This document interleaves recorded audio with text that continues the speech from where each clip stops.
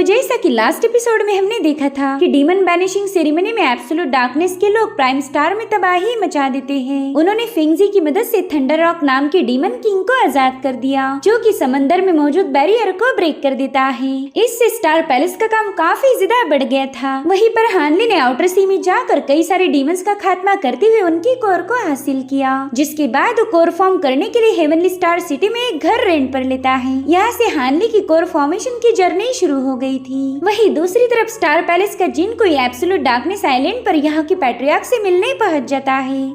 अब आगे तो इस एपिसोड की शुरुआत उसी सीन से होती है जहाँ पर ग्रैंड एल्डर जिनकोई ने पैट्रियार्क को उनके सामने आने का हुक्म दिया था। तभी ऊंचाओ कहता है, सीनियर अगर आप यहाँ पर खुद आए हो इसका मतलब ये है कि ये मसला काफी ज्यादा सीरियस होगा, मगर हमारे पैट्रियार्क ब्रेक थ्रू करने में एकदम क्रूशियल मोमेंट पर है, तो शायद वो आपसे मिलने के लिए इतनी जल्दी नहीं आ पाएंगे, तो क्यों ना आप थोड़ा सा इंतजार करो, मैं जल्द ही उन्हें आपके आने की खबर भिजवाता हूँ। तो जिनकोई ने बस अपना हाथ घुमाकर वहाँ पर एक सर्कल बना लिया। अब वो सर्कल जिस भी जगह को टच हो रहा था वो जगह अपने आप ब्लास्ट होने लगी। धीरे धीरे करके उस सर्कल ने उस आधे आइलैंड को बस कुछ ही सेकंड के अंदर डिस्ट्रॉय कर दिया था। ऊंचा तो इस तबाही को देखकर काफी ज्यादा पैनिक हो जाता है। वो जिनको इसे कह रहा था कि सीनियर प्लीज शांत हो जाए, पहले ही हमारा आइलैंड इतनी सी जान है, अगर आपने एक बार और हाथ घुमा दिया तो ये कुछ ही पलों में डिस्ट्रॉय हो जाएगा। और तभी इन धमाकों की आवाजें सुनकर एक चीज केव से ऊपर आने लगी, साथ ही वहाँ पर अब काफी सारा धुआं फैल गया था, जिसके बाद हमें पैट्रियार्क की आवाज आने लगती है। वो हंसते हुए कह रहा था कि ग्रैंड एल्डर जिनकोई, आपके जैसी महान शख्स का हमारे यहाँ आना कैसे हुआ, प्लीज मुझे माफ कर दीजिए, मैं आपके सामने तुरंत हाजिर नहीं हो पाया। और फिर वहाँ पर एक स्मोक से बना हुआ स्कल बन जाता है। पैट्रियार्क कहने लगा कि शायद ऊंचाओ ने आपका ढंग से स्वागत नहीं किया, इसलिए तो आपने मेरे आधे आइलैंड को डिस्ट्रॉय कर दिया। जिस पर जिनकोई कहते, बुढ़ाओ ज्यादा अनजान बनने की कोशिश मत करो, कुछ दिनों पहले कई सारे डिमोनिक बीस्ट ने बीसली टाइड के जरिए मेरे हेवनली स्टार सिटी पर हमला किया और इसके जिम्मेदार सिर्फ तुम हो। जो सुनते ही पैट्रियार्क सीधे उनके सामने आ जाता है। जिनको ये कह रहे थे कि एल्डर लियो ने तुम्हारी सारी हरकतों को नजरअंदाज किया, क्योंकि वो बंदा इतनी जल्दी किसी को पनिश नहीं करता, लेकिन तुम्हें माफ करके उसने बस एक सांप को दूध पिलाया है जो कि अपने ही मालिक को काटना चाहता। जिसके बाद जिनको वहाँ पर बहुत ही विशाल डिवाइन एनर्जी से भरा हुआ बॉल क्रिएट कर देते हैं। उस बॉल को देखते ही इस आइलैंड का फॉर्मेशन एक्टिवेट हो गया, मगर उस एनर्जी ने उसे डिस्ट्रॉय करना शुरू कर दिया था। जो देखकर पैट्रियार्क कहने लगा कि तुम्हें तो बस किसी पर इल्जाम लगाना है, मेरी बात सुने बिना ही तुमने एक्शन लिया। वाकई स्टार पैलेस के लोग किसी की नहीं सुनते। जिस पर जिनको ये जवाब देते हुए कहने लगे कि जब से मैंने 2 सेंट्स को सर्व करना शुरू किया है तब से लेकर आज तक मैंने न जाने कितने सारे सेक्ट्स को डिस्ट्रॉय किया होगा। और ताज्जुब की बात तो ये है कि वो भी सेम तुम्हारी जैसी ही बातें करते थे। उन्होंने मुझसे कहा कि मैं उनके लिए जानबूझकर मुश्किलें खड़ी कर रहा हूँ, तो मैंने उन सबको खत्म करके उनकी मुश्किलें भी खत्म कर दी। इधर जिनको का एनर्जी बॉल बड़ी तेजी से एब्सोल्यूट आइलैंड को तबाह कर रहा था, तो पैट्रियार्क अपनी पावर्स का यूज करके इस डिस्ट्रक्शन को रोकने की कोशिश करने लगा। साथ ही वो जिनको को बताता है कि मैं न जाने कितने सालों से क्लोज डोर कल्टीवेशन कर रहा हूँ, मैंने आज तक कभी स्टार पैलेस के किसी भी काम में दखल नहीं दी, और यही बात मैंने एल्डर लियो को भी बताई थी। मेरा एब्सोल्यूट डार्कनेस आइलैंड पर बस एक ही मकसद है, मेरे डिसाइपल्स को जिंदा रखना। अगर आपके स्टार पैलेस के खिलाफ कोई गया है तो वो हम नहीं बल्कि कोई और है। भले आज तुम मुझे हरा दो, मगर जिनको क्या तुम उन एंसेस्टर को हरा पाओगी जिन्होंने प्राइम स्टार पर अटैक करवा के स्टार पैलेस के खिलाफ बगावत की। जो सुनकर जिनको ये कह रहा था कि आज यहाँ पर जो कुछ भी हुआ वो बस एक वार्निंग है, मैं तुम्हारे एब्सोल्यूट डार्कनेस आइलैंड और उन ओल्ड मास्टर्स में कोई कनेक्शन बर्दाश्त नहीं करूंगा। और ये बात मैं भी अच्छे से जानता हूँ कि मैं सिक्स पाथ और मार्शल आर्ट 1 को हरा नहीं सकता, मगर तुम्हें और तुम्हारे आइलैंड को डिस्ट्रॉय करने के लिए मुझे बस अपना हाथ घुमाने की जरूरत होगी। जिसके बाद जिनको अपनी पावरफुल ऑरा से वहाँ मौजूद सारे माउंटेन्स को डिस्ट्रॉय करने लगे। इधर पैट्रियार्क अपनी तरफ से इस तबाही को रोकने की पूरी कोशिश कर रहा था। वो कहता है कि आज मैंने तुम्हारी रियल पावर को विटनेस किया है, इसलिए मैं आपसे वादा करता हूँ कि आइंदा से मैं स्टार पैलेस के खिलाफ जाने की जरूरत नहीं करूँगा। स्टार पैलेस ने हजारों सालों से क्योटिक सी पर रूल किया है, मगर इस समंदर पर कई सारे लोगों ने मसले खड़े करने की भी कोशिश की, लेकिन आप उन बाकी गद्दारों जैसे नहीं हो, आप तो स्टार पैलेस के दिल से वफादार हो। जो सुनते जिनको अपने अटैक को रोककर कहने लगे कि मुझे मस्का मारने की जरूरत नहीं। खैर अब कई सालों के बाद वो प्लेस दोबारा से ओपन होने वाला है। मैं जानता हूँ कि तुम भी वहाँ जाना चाहते हो। जो सुनकर पैट्रियार्क कहता है कि शायद आप भी थ्रोन पर असेंड होने वाले हो, जिस पर जिनको कहता है हाँ बिल्कुल, मैं ऐसा मौका हाथ से नहीं जाने दे सकता। दरअसल यहाँ पर जिनको को स्टार पैलेस में एक बहुत बड़ी पोस्ट मिलने वाली थी। जिनको कह रही थी कि उस जगह के ओपन होते ही कई सारे लोग इमॉर्टलिटी को हासिल करने के लिए वहाँ जाकर फाइट करेंगे। तो अगर तुम मेरे स्टार पैलेस के साथ दोस्ती कर लो तो मैं उस बैटल में तुम्हारी मदद करूंगा। जिस पर पैट्रियार्क कहता है ग्रैंड एल्डर, इसके बदले में आप मुझसे क्या करवाना चाहते हो, प्लीज मुझे शो कीजिए। तो जिनको अपने विजन्स के जरिए उन्हें कुछ बातें बता देते हैं। पैट्रियार्क के अलावा और कोई उन्हें सुन नहीं सकता था। अब पैट्रियार्क कहता है कि अगर मैं हाँ बोल दूं तो फिर पीछे नहीं हट पाऊंगा, इसलिए मुझे थोड़ा सा वक्त चाहिए। मैं सोच समझ कर आपको जवाब दे दूंगा। जो सुनते जिनको वहाँ से गायब हो जाते हैं, मगर उनकी आवाज उस जगह पर गूंज रही थी। वो कह रही थी कि जल्दी से फैसला कर लो। वॉइड हेवन हॉल की रीओपन होती ही मैं एक बार फिर से तुम्हारे पास आऊंगा। उस वक्त मुझे तुम्हारा फाइनल डिसीजन चाहिए। आप जिनको वहाँ से जाते ही ऊंचा पैट्रियार्क को संभालने लगा। पैट्रियार्क काफी ज्यादा गुस्से में था। वो कहता है कि जिनको स्टार पैलेस के 6 एल्डर्स का हेड है। 8 से 200 सालों पहले ही उसने नेसेंट सोल स्टेज को पार कर लिया था, इसलिए मैं इस बंदे का बिल्कुल भी मुकाबला नहीं कर सकता। जिस पर ऊजाओ कहता है एंसेस्टर, वो बंदा इतना पावरफुल होके भी आपसे मदद मांग रहा था। इससे ये बात साबित होती है कि आप कितने महान हो। जिस पर पैट्रियार्क कहता है कि तुम्हें तो बस मुझे मस्का मारने आता है, तुम्हें कोई आइडिया नहीं कि जिनको ने मुझे कितना मुश्किल काम दिया है। देखो दोनों सेंट स्टार पैलेस छोड़कर यहाँ नहीं आ सकते, इसलिए जिनको खुद होकर यहाँ आया था। तो ऊंचा पूछता है कि पैट्रियार्क आखिर वो बंदा आपसे चाहता क्या है। जिस पर पैट्रियार्क जवाब देते हुए कहने लगा कि वो चाहता है कि मैं किसी को खत्म करूँ। अब वो पर्सन कौन है जिसे जिनको ही मारना चाहता है, ये हमें फिलहाल तो बताया नहीं गया। जिसके बाद हमें आउटर सी में मौजूद ड्रैगन वाटर्स का सीन दिखाया गया, जहाँ पर हम थंडर रॉक को देख पाते हैं, जिससे मिलने के लिए फिंगजी पहुँच गया था। थंडर रॉक ने तो आते ही उस पर अपनी इवेडिंग लाइट से हमला किया, मगर फिंगजी पर उसका कोई असर नहीं होता, इसलिए वो फिंगजी से इम्प्रेस होकर उसकी तारीफ करने लगा। जो सुनकर फिंगजी कहता है सीनियर, आपके मुंह से तारीफें सुनना मेरे लिए किस्मत की बात है, आपका बहुत बहुत शुक्रिया। मगर थंडर रॉक उस पर अचानक से भड़क जाता है। वो कह रहा था कि शुक्रिया अदा करना और माफी मांगना ये सब उन घटिया ह्यूमंस के चौचले हैं, तो मेरे सामने उनकी भाषा मत बोलो। हम डीमंस उन इंसानों से अलग हैं, तो हमें डीमंस ही रहने दो। जिस पर फिंगजी कहने लगा कि मुझे लगा ही नहीं था कि आपको मेरी बातों पर गुस्सा आएगा। इन 1000 सालों में आप पर कई सारे कल्टीवेटर्स ने हमले किए, आपको बुरी तरह से सप्रेस किया, जाहिर सी बात है कि आप उन पर गुस्सा होंगे। जिस पर थंडर रॉक कहता है कि ह्यूमन हमें एलिक्सर के लिए मार देते हैं और हम डीमंस इंसाफ के लिए उन्हें खत्म करते हैं। हम दोनों रेसेस लंबी जिंदगी जीना चाहते हैं, मगर हम दोनों में से कोई ऐसा बंदा नहीं जो हजारों सालों तक जिंदा रहा हो। फाइनली हम सबको मिट्टी में ही मिल जाना है। खैर चलो अब तुम्हारी बात की जाए, तुमने मुझे आजाद करके यहाँ तक चेस किया, मेरे ख्याल से तुम मेरे स्पीड थंडर विंग्स पर कब्जा करना चाहते हो। जिसके बाद थंडर रॉक अपनी एनर्जी से फिंगजी को अपना डोमिनेंस शो करता है। फिंगजी कह रहा था किसी ने आपके स्पीड थंडर विंग्स काफी ज्यादा यूनिक है, इस दुनिया में इतनी शार्प और स्पीड से भरपूर विंग्स किसी के पास मौजूद नहीं। मैं जानता हूँ कि कई सारे ह्यूमंस इन्हें आपसे छीनने की कोशिश करेंगे, इसलिए तो मैंने आपको ह्यूमंस की कैद से आजाद किया ताकि आप ये विंग्स मेरे हवाले कर दो और मैं इन्हें महफूज रखूंगा। आफ्टर ऑल मैं भी आप ही के जैसे विंग्स फैमिली से बिलोंग करता हूँ। जो सुनकर थंडर रॉक जोर जोर से हंसते हुए कहने लगा कि शायद तुम भी इंसानों जैसे ही पॉइजनस हो, तुम एक चोरी को एहसान का नाम देकर मुझसे मेरा ट्रेजर छीनना चाहते हो। तो फिंगजी उसे बताने लगा कि मैं हजारों सालों से ह्यूमन सोसाइटी में रहता आया हूँ, मैंने उनके बीच रहकर काफी सारी चीजें सीखी, जैसे कि मैजिकल टूल्स और एलिक्सर कैसे बनाए जाए। मैंने ये सब इंसानों से इसलिए सीखा ताकि एक दिन इसी का यूज करके मैं उन्हें हरा पाऊँ। हजारों सालों पहले हम डीमंस माउंटेन एंड सीज पर राज करते थे, उस वक्त क्या शान और क्या रुतबा था हमारा, मगर फिर उन घटिया इंसानों ने हमसे हमारी रियासत छीनकर हमें आउटर सी में भेज दिया। सी मॉन्स्टर, विंग्स, बीस्ट, हम सबके सब धीरे धीरे कम होते गए। इंसानों ने हमारा खाने और एलिक्सर बनाने के लिए कत्ल करना शुरू कर दिए। और सच बताओ तो मैं किसी इंसान की स्टोरेज बैग में बिल्कुल जाना नहीं चाहता। जिस पर थंडर रॉक कहता है कि बच्चे बातें तो तुम बहुत अच्छी कर लेते हो, मगर तुम ये बताना चाहते हो कि हम डीमंस हमेशा ऐसे ही दबके रहेंगे। जिस पर फिंगजी कह रहा था कि आपको ह्यूमंस ने हजारों सालों तक सप्रेस रखा, इन सालों में इतना तो आपको समझ आ ही गया होगा कि ह्यूमंस की ताकत उनके कमजोर होने से ही उभरती जा रही। वो लोग फिजिकली कमजोर होने की वजह से उन्हें कल्टीवेशन मेथड, मैजिकल टूल्स और एलिक्सर्स पर डिपेंड रहना पड़ता। और बात की जाए स्पिरिचुअल रूट्स की तो सबके पास नहीं होते, इसलिए हजारों लोग मिलकर बस एक ही बंदे को असेंड करने में मदद करते हैं। इनकी लाइफ कम होने की वजह से ये लोग इमॉर्टलिटी को एक्सप्लोर करके इमॉर्टल बन जाते हैं और फिर वही बनाते हैं इस दुनिया के कानून, और फिर हमारे जैसे डीमंस को उन्हें ओबे करना पड़ता है। अब अगर हम विंग्स को दोबारा से इस दुनिया का राजा बनना है तो हम सिर्फ अपनी रॉ पावर पर डिपेंड नहीं रह सकते, हमें भी इंसानों जैसे खुद को और ज्यादा पावरफुल बनाना होगा।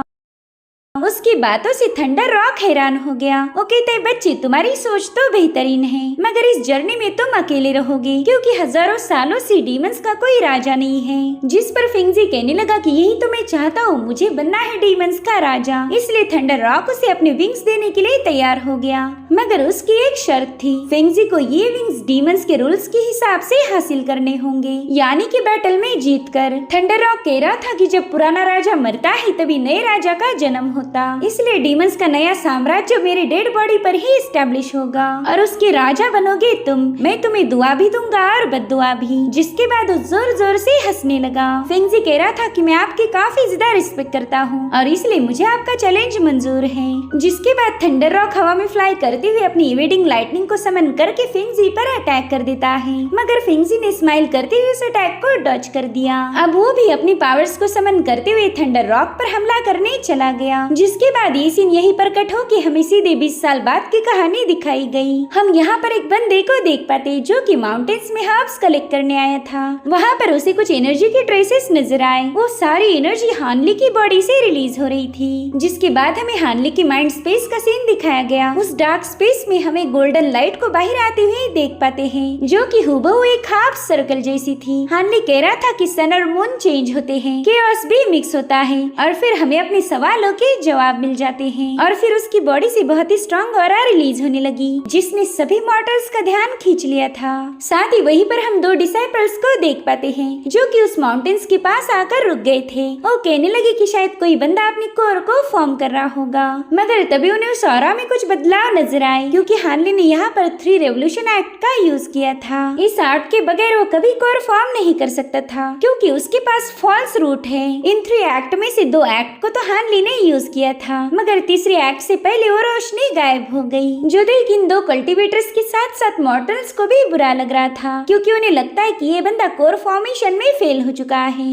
अब हमें सीधे 40 साल बाद का सीन दिखाया गया। पूरे टाउन में पावरफुल ऑरा के ट्रेसेस फैलने लगे थे, जिन्हें देखकर कुछ बुजुर्ग लोग काफी ज्यादा खुश हो जाते हैं। इनफैक्ट इन ट्रेसेस को स्टार पैलेस और मेलोडियस सिक के लोगों ने भी विटनेस किया। अब यहाँ पर हम विन सियू को देख पाते हैं। गाइस, ये हानली के पुराने दोस्त विन चियांग की बेटी थी। वो इस रोशनी के बारे में अपनी सेक लीडर को भी बताने लगी। वो दोनों भी समझ गई थी कि शायद किसी बंदे ने अपनी कोर को फॉर्म किया है। वहीं दूसरी तरफ हानली अपनी कोर फॉर्म करने के बाद एक दीवार तोड़कर बाहर आ जाता है। वो इतने सालों की कड़ी मेहनत के बाद कोर फॉर्मेशन की इनिशियल स्टेज पर पहुंच चुका था। हानली देखता है कि दीवार तोड़ने की वजह से जैंग उसे काफी ज्यादा गुस्से में देख रहा, तो कहता है, यार मैं एक टेक्निक को प्रैक्टिस कर रहा था और उसी की वजह से बार बार ये दीवार ब्रेक हो रही। इसमें मेरी नहीं बल्कि सारी गलती इस दीवार की है। अब उसके वहाँ से जाते ही जैंग ने झाड़ू मारना शुरू कर दिया। शायद इसी वजह से जैंग हानली को घूर के देख रहा था। हानली खुद से काफी ज्यादा खुश हो गया था। वो कहता है कि फाइनली मेरी कोर फॉर्म हो गई। साथ ही साथ कुछ लोगों को याद करने लगा, जिनमें सबसे पहले नंबर पर थी मोरुआन, फिर मास्टर ली हुआ, नानगोंगवान, ली फेयू और उसके पेरेंट्स। वो कह रहा था कि देख लिया ना आप लोगों ने, मैंने कोर फॉर्म कर ली है, और वो भी फॉल्स स्पिरिचुअल रूट के साथ। ये सब मैं इसलिए कर पाया क्योंकि आप लोगों की दुआएं मेरे साथ थी। अब हानली एक लंबे अरसे से कोर फॉर्म करने में बिजी था, तो इसी दरमियान उसे ढेर सारे लोगों ने जेड मैसेजेस और गिफ्ट भेजे। तो हानली उन्हें 1 बाय 1 पढ़ना शुरू कर देता है। कई सारे लोगों ने उसे पैगाम भेजे थे, जिसमें से एक उसका पड़ोसी भी था। वो बंदा हानली से मिलना चाहता था, तो हानली को भी लगा कि इससे दोस्ती करना सही रहेगा।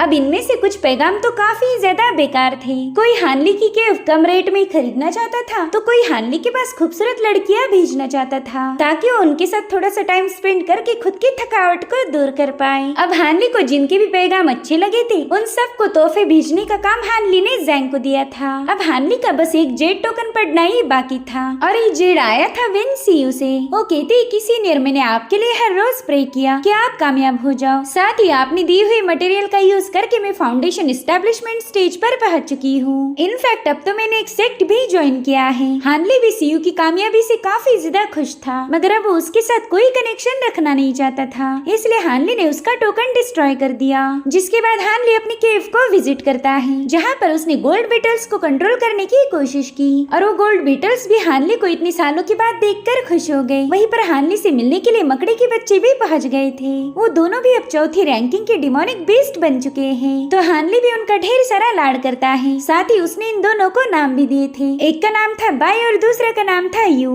जिसके बाद हानली उन्हें स्टोरेज बैग में रख कर सोचने लगा कि अब तो मैंने कोर फॉर्म कर ली है, साथ ही मेरे स्पिरिचुअल पेट्स भी बड़े हो गए, तो मैंने अब मैजिक ट्रेजर के बारे में सोचना चाहिए। नेटल मैजिक वेपन रिफाइन करना काफी ज्यादा जरूरी था। हानली ने जिस अजुरेशन सोड आर्ट मैनुअल को प्रैक्टिस किया था, उसमें ऐसे नेटल मैजिक वेपन का जिक्र है, मगर उस वेपन को बनाने के लिए मटेरियल मिलना काफी ज्यादा मुश्किल था। इसलिए अब हानली अपने नेबर को इनवाइट करता है। वेल, इस बंदे का नाम था जिनचिंग और ये बंदा भी हानली जैसे कोर फॉर्मेशन की इनिशियल स्टेज पर था। अब वो दोनों भी ड्रिंक करते हुए बातें करने लगे। जिनचिंग कह रहा था कि कोर फॉर्म होते ही सब कुछ बदल जाता है, खासकर तुम्हारे जैसे लोगों के लिए जिन्होंने बहुत ही कम एज में कोर को फॉर्म किया हो। अब तो स्टार पैलेस या फिर दूसरे इम्पोर्टेंट सेक्ट भी तुमसे कांटेक्ट करने की कोशिश करेंगे, इसलिए तुम्हें किसका साथ देना है इसका फैसला सोच समझ कर करना। तो हानली कहने लगा कि सीनियर, मैं कोई जीनियस नहीं हूँ, बस प्योर लक होने की वजह से मैं कोर फॉर्म कर पाया। और सच बताओ तो मैंने इतने सालों में सारा पैसा भी लुटा दिया।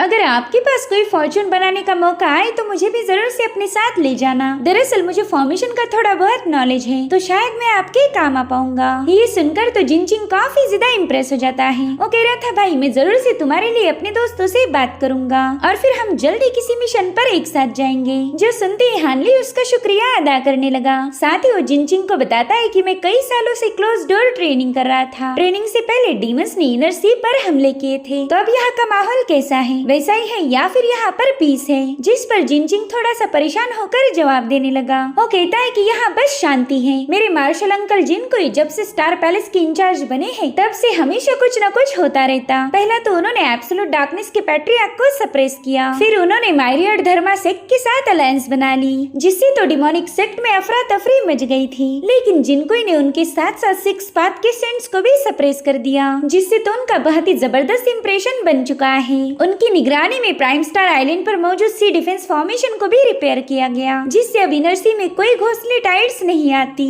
ये सब सुनकर हानली भी जिनकोई के इन कारनामों से काफी ज्यादा इम्प्रेस हो गया था। वो कहता है कि शायद इस क्योटिक सी में लंबे समय तक ऐसी ही शांति बनी रहेगी। जिस पर जिनचिंग कहता है, नहीं मेरे दोस्त, ये इतना आसान नहीं होने वाला, क्योंकि मेरे अंकल जिनचिन काफी ज्यादा गुस्से वाला बंदा है। मैंने तो कुछ ऐसे भी रूमर्स सुने थे कि दोनों सेंट्स के क्लोज डोर कल्टीवेशन के दौरान मेरे अंकल ने उनकी पावर्स को हथियाने की कोशिश की, मगर ये सब तो बस अफवाहें हैं। लेकिन हाल ही में स्टार पैलेस के कुछ सीनियर्स की बहुत ही मिस्टीरियस तरीके से मौत हो चुकी है, जिससे लोगों में खौफ का माहौल बन चुका है। ये सब सुनकर हानली कह रहा था कि अब तो मुझे काफी संभाल कर रहना होगा। जिसके बाद ये दोनों भी अपने ड्रिंक्स को एंजॉय करते हैं। जिनचिंग की बातों से हानली को पता चल गया था कि सी ऑफ क्योटिक स्टार में अब ज्यादा सालों तक शांति नहीं रहेगी, इसलिए वो अपनी डिमोनिक कोर्स को सेल करना शुरू कर देता है। साथ ही साथ उसने काफी सारे मैजिकल टूल्स भी खरीद लिए थे, ताकि वो अपना नेटल मैजिक वेपन क्रिएट कर पाए। हानली को इस वेपन को रिफाइन करने में सबसे रेयर दो चीजों की जरूरत थी, जिसमें से एक है स्पिरिचुअल ट्री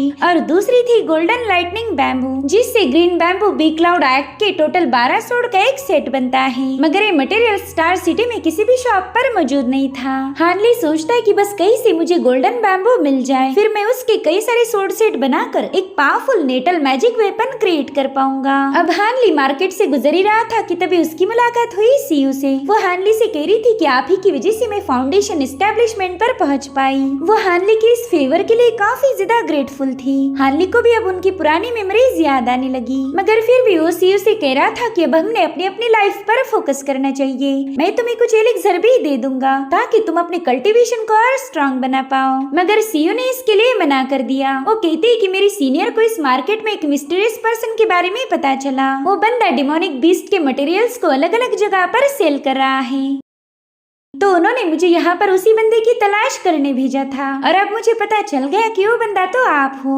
जो सुनकर हानली सोचता है कि मैं इतना केयरफुल रहने के बाद भी सीयू के मास्टर ने मुझे ढूंढ लिया। सीयू कह रही थी कि मेरी मिस आपसे वो सारा मटेरियल एक साथ खरीदना चाहती है, मगर हानली ने इसके लिए साफ मना कर दिया। वो कह रहा था कि तुम उस बंदी को जानती होंगी, लेकिन मेरे लिए वो एक स्ट्रेंजर है, भला मैं एक अनजान बंदी के साथ डील क्यों करूँगा। लेकिन सीयू तो उसका हाथ पकड़ कर उसे कन्विंस करने की कोशिश कर रही थी और तभी वहाँ पर जिंगमेई नाम की बंदी पहुँच जाती है। दरअसल ये मेलोडियस सेक्ट की एक एल्डर है। वो हानली को ग्रीट करके अपने साथ मेलोडियस सेक्ट आने की रिक्वेस्ट करने लगी, तो हानली भी उसे एक्सेप्ट करके उनके फैक्शन में पहुँच गया। वहाँ पर हम एल्डर लियो के जूनियर जाओ जेंग को देख पाते हैं, जो कि कल्टीवेशन की कोर फॉर्मेशन के मिडिल स्टेज पर था। वहीं पर सीयू को हानली के लिए काफी ज्यादा टेंशन आ रहा था, मगर जिनमें उसे वहाँ से भगा देती है। इधर जाओ जेंग ने हानली को चाय ऑफर की। उसे मेलोडियस सेक्ट का गेस्ट डिसाइपल बनाकर स्टार पैलेस के लोगों ने यहाँ भेजा था। अब जिंग में हानली से कहने लगी कि हम तो आपसे वो सारी डिमोनिक कोर्स खरीदना चाहते हैं। पहला तो हानली ने इसके लिए मना कर दिया। वो कह रहा था कि मैंने तो अपना सारा मटेरियल ऑलरेडी सेल कर दिया है, अब मेरे पास बाकी कुछ भी नहीं। जिस पर जिंगमेई कहती कि सीनियर प्लीज झूठ मत बोलो, हम आपको उस मटेरियल की काफी अच्छी कीमत देंगे।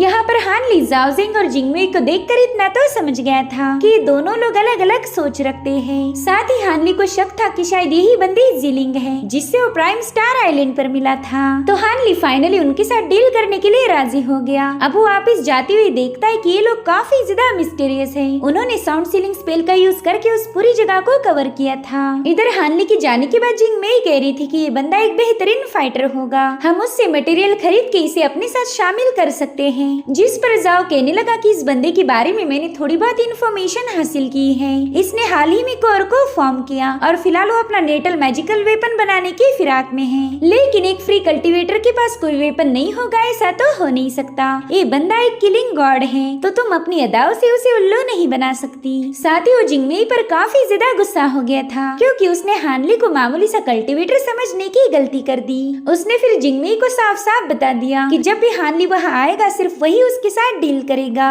तो जिंगमेई दोबारा से अपने फ्लर्टी अंदाज में उससे कहने लगी कि आप तो एक एक्सपीरियंस्ड एल्डर हो, तो आप जरूर से उसे इस मिशन के लिए मना लोगे। इधर सीयू को इतना तो समझ आ गया था कि ये लोग कुछ इवल प्लानिंग कर रहे हैं, इसलिए उसकी रिपोर्ट सीधे अपने मिस को करती है। वो उसे बता रही थी कि ये लोग उस बंदे से मटेरियल की डील के बहाने कोई मिशन करवाना चाहते हैं, और ये सारी बातें उस बंदी को ऑलरेडी पता थी, मगर फिर भी वो उन पर कोई एक्शन नहीं लेती। सीयू से कह रही थी कि ये जाओ और जिंगमेई किसी भी काम के नहीं है, आप तो हमारे फैक्शन के लीडर होकर भी वो आपकी कोई इज्जत नहीं करते। इनफैक्ट इन दोनों के होते हुए भी हमारा ढेर सारा सप्लाई और आर्टिफैक्ट चोरी हो गए। मेरी मानो तो आप इन दोनों को यहाँ से भगा दो, मगर उस बंदी ने इसके लिए मना कर दिया। इधर हानली जैंग को लेकर जाओ जेंग से मिलने आ जाता है। उसने अपना बचा हुआ सारा मटेरियल इन लोगों को सेल कर दिया था। अब वहाँ से जाने ही वाला था कि तभी जाओ जेंग कहता है कि मुझे तुमसे एक और डील करनी है। मैं चाहता हूँ कि आप दोनों भी मेरे साथ स्कॉर्पियन आइलैंड पर चलो। दरअसल स्कॉर्पियन आइलैंड की इवल लोगों ने हमारे मेलोडियस सेक्ट में चोरी की है, साथ ही साथ उन्होंने हमारे कई सारे लोगों को खत्म कर दिया।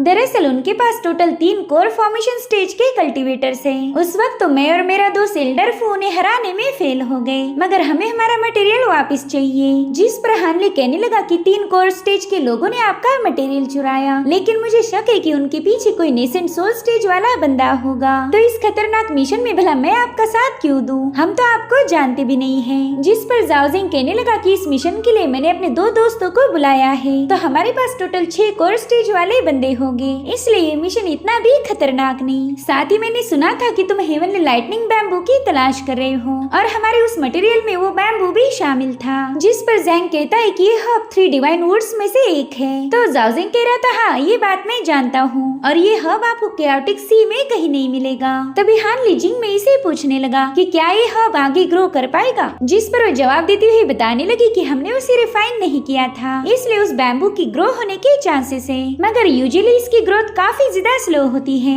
10,000 सालों में वो बस 1 इंच तक ही ग्रो हो पाएगा। तभी जाओ जेंग उस पर गुस्सा करके उसे पीछे कर देता है। वो कह रहा था कि तुम इस बंदे को और उलझन में मत डालो। तभी हानली कहता है कि ठीक है मैं इस मिशन के लिए तैयार हूँ, लेकिन मेरी 3 शर्तें हैं। पहली तो एक उस लोकेशन पर जाके मैं डिसाइड करूंगा कि मैंने आगे फाइट करनी है या पीछे हटना है, आप मुझे फोर्स नहीं करोगे। मेरी दूसरी शर्त ये है कि मिशन के बाद आप खुद पर्सनली आकर लाइटनिंग बाम्बू मेरे हवाले करोगे, और मेरी तीसरी शर्त ये है कि इस मिशन में मेरे दोस्त जैंग को भी रिवॉर्ड मिलना चाहिए। तो जाओ जेंग तुरंत ही इसके लिए राजी हो गया। अब अगले सीन में हम मेलोडियस सेक्ट की लीडर जीलिंग को देख पाते हैं। वो अपने पेरेंट्स को याद करके कहने लगी कि पता नहीं मैं आपका रिवेंज कैसे ले पाऊंगी। अब यहाँ से हमें 3 महीने पहले की कहानी दिखाई गई। वहाँ पर जीलिंग ग्रैंड एल्डर जिंगकुई को बता रही थी कि जाओ जेंग दुश्मनों के साथ मिला हुआ है, मगर वो बंदा इस बात को कभी एक्सेप्ट नहीं करेगा। अगर हमें उसकी गद्दारी साबित करनी है तो उसे रेड हैंड पकड़ना होगा। जिस पर ग्रैंड एल्डर कहता है कि तुम अब काफी ज्यादा समझदार हो गई हो, लेकिन क्या तुम्हें लगता है कि जाओ जिंग इतने आसानी से हमारी पकड़ में आएगा? जिस पर जीलिंग कहती कि सभी लोग वॉइड हेवन के मिसिंग मैप को ढूंढना चाहते हैं और जाओ जिंग भी यही करेगा। तो मेरे पास एक कमाल का प्लान है जिसके तहत हम उसे आसानी से फंसा पाएंगे। साथ ही एब्सोल्यूट डार्कनेस का पेट्रो या क्लोज डोर ट्रेनिंग में बिजी है, तो फिलहाल ऊंचा भी उस आइलैंड का लीडर होगा, इसलिए प्लीज इस बार मेरी मदद कीजिए। मैं उस बंदे से बदला लेना चाहती हूँ। मैंने ऑलरेडी सारा प्लान बना लिया है, तो बस आपको मेरे साथ किसी बैकअप को भेजना होगा। तो जिनको भी इसके लिए राजी हो गए, मगर उन्होंने जीलिंग को बताया था कि सबसे इम्पोर्टेंट है पावर, इसलिए कभी भी अपने ओपोनेंट को कम समझने की गलती मत करना। तो जीलिंग भी उनसे प्रॉमिस करती है कि वो सारी बातें ध्यान में रखेगी। अब कहानी फिर से प्रेजेंट टाइम में आ जाती है। रात के समय जिंगमी और जुआओ नाम की बंदी जीलिंग से मिलने पहुंच गई थी। वे दोनों भी बस जाओ जिंग के सामने जीलिंग से नफरत करने का नाटक करती थी, मगर असल में ये दोनों भी उसकी वफादार हैं। जिंगमी बता रही थी कि जाओ जिंग स्कॉर्पियन आइलैंड के लोगों को हराने के लिए बेकरार है, मगर मुझे काफी ज्यादा टेंशन हो रही कि जाओ जिंग को अभी तक हम पर शक कैसे नहीं हुआ। हमने स्कॉर्पियन आइलैंड के साथ मिलकर ये रॉबरी प्लान की थी। जिस पर जीलिंग बताने लगी कि तुम परेशान मत हो, दरअसल ग्रैंड एल्डर खुद चाहते हैं कि हम जाओ जिंग का पर्दाफाश करें। जाओ जिंग को लग रहा है कि हम स्कॉर्पियन आइलैंड के लोगों को मारने जा रहे, मगर हमारा असली टारगेट होगा absolute darkness island. Absolute darkness का ऊंचा वहाँ पर जरूर आएगा, क्योंकि उसे स्कॉर्पियन आइलैंड से ट्रेजर लूटना है। जिसके बाद हमें 15 दिनों बाद की कहानी दिखाई गई, जहाँ पर हान ली जैंग को लेकर 60 सालों में पहली बार हेवनली स्टार सिटी से बाहर आया था। वो कहता है कि शायद इस बार हमें कोई चीज नहीं करने वाला, एटलीस्ट हम उम्मीद तो यही करेंगे। लेकिन हान ली कोई रिस्क उठाना नहीं चाहता था, इसलिए वो जैंग को समंदर किनारे रोक देता है ताकि जरूरत पड़ने पर जैंग उसकी मदद करने पहुंच जाए। जिसके बाद हान ली अपना मास्क पहनकर इन लोगों के पास आ जाता है। वो कह रहा था कि जैंग ने आखिरी मोमेंट पर अपना इरादा बदल दिया, वो मेरे साथ यहाँ पर नहीं आ पाया। जिस पर जिंगमी हान ली से कहने लगी कि चलो ये तो अच्छा हुआ कि आपने आपका वादा निभाया। वेल वहाँ पर हम एल्डर फू को भी देख पाते हैं, जो कि कोर फॉर्मेशन के इनिशियल स्टेज का कल्टीवेटर था। उसके और जाओ जैंग के आपस में बिल्कुल भी नहीं जमती। अब ये लोग जीलिंग के आने का इंतजार कर रहे थे। तभी एक बंदा हान ली को बताने लगा कि मेलोडियस सेक्ट की लीडर ने आज तक अपनी आइडेंटिटी रिवील नहीं की, मगर मैंने सुना है कि वो बहुत ही ज्यादा खूबसूरत है। मैंने तो इस बैटल में इसीलिए पार्टिसिपेट किया ताकि मुझे उन्हें देखने का मौका मिले। इधर हान ली दिल में ही कह रहा था कि मैंने भी कई सालों से जीलिंग से मुलाकात नहीं की, एटलीस्ट वो बिना फेस रिवील किए इतनी ज्यादा फेमस है। और तभी वहाँ पर प्राइम टॉर्टोइज आइलैंड के रेड फायर मॉन्स्टर के साथ जीलिंग की एंट्री हुई। वेले red fire monster core formation की फाइनल स्टेज पर था, यानी कि कभी भी नेसेंट सोल स्टेज पर पहुंच सकता है। वहीं पर हान ली सोचता है कि जीलिंग ने इतने सारे लोगों को यहाँ पर जमा किया, पता नहीं हमारा अपोनेंट कौन होगा। इधर जीलिंग सीधी जिंगमी और जुआओ के पास आ जाती है। उन दोनों से कह रही थी कि आज हम एक पावरफुल दुश्मन का मुकाबला करेंगे, तो मैं चाहती हूँ कि हम आपसी मनमुटाव भूल कर दोस्ती कर ले। मगर वो दोनों कह रही थी कि तुम्हें तो बैटल का कोई एक्सपीरियंस नहीं, इसलिए बेकार में यूँ बड़ी बड़ी बातें करके हमारा टाइम जाया मत करो।